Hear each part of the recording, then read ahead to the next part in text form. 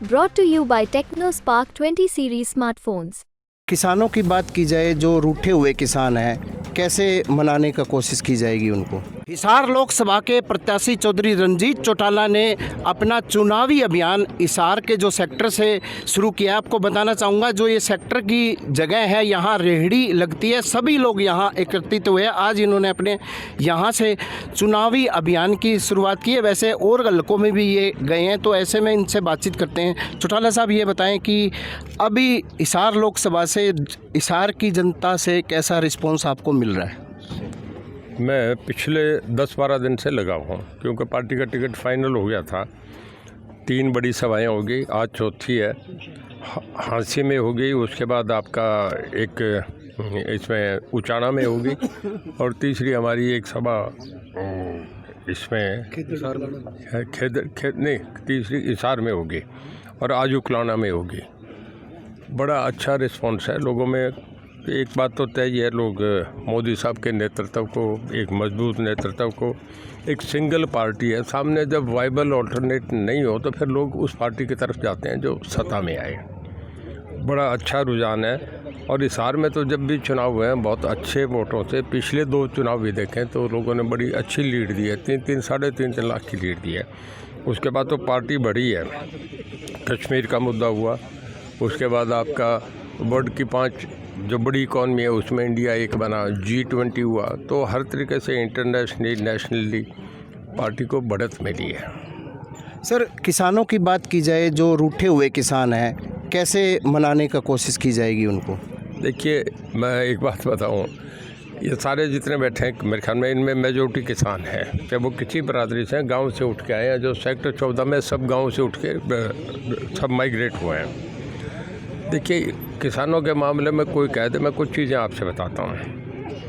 अब खाद जो है आपका, यूरिया का कट्टा हम जब खरीदते हैं तो ना, यूरिया का 2200 का खरीदते हैं, और बाज़ार में जब देते हैं किसान को तो उसे 266 रुपये 50 पैसे का देते हैं। सारी सब्सिडी है।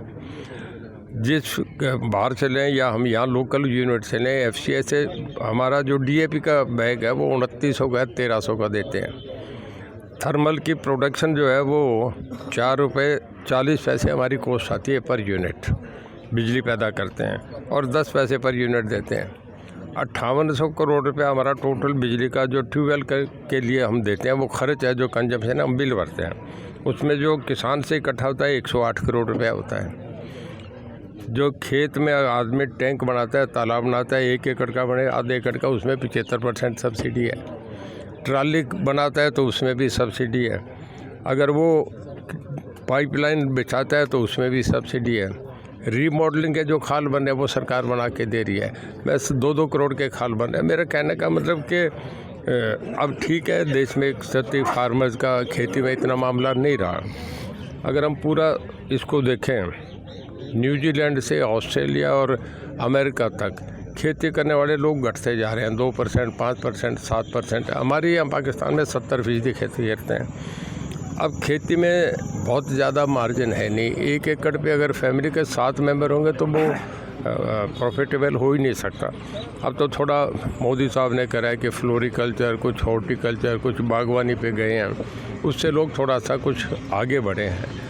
और किसान का जितनी मदद करें, मेरे ख्याल में इतनी सब्सिडी कहीं भी नहीं मिलती जितनी करने। इश्यू जो था, एक्ट का मामला था, वापस हो गया, उसके बाद ख़त्म हो गया। ये जो आदमी कहीं कर रहे हैं, मैं नहीं समझता किसान की बात। अगर किसानों को वोट मिलते, तो जब उत्तर प्रदेश में चुनाव ना, पंजाब में चुनाव हुए थे पिछली विधानसभा के 2 साल पहले, जितने किसान संगठन थे, इनके कैंडिडेट खड़े हुए, किसी को 3000, 4000, एक की भी जमानत नहीं बची, लोगों ने वोट ही नहीं दिए। ये इशू नहीं है, तो प्लांटेड आदमी है, कोई किसी पार्टी का जानबूझ के झंडे 4 आदमी लेके आ जाते हैं, जी हमारा काम नहीं करा, गांव सारा सुनता है, नहीं तो सारा गांव उनके साथ खड़ा हो जाए। ये मैं नहीं मानना कोई इशू है।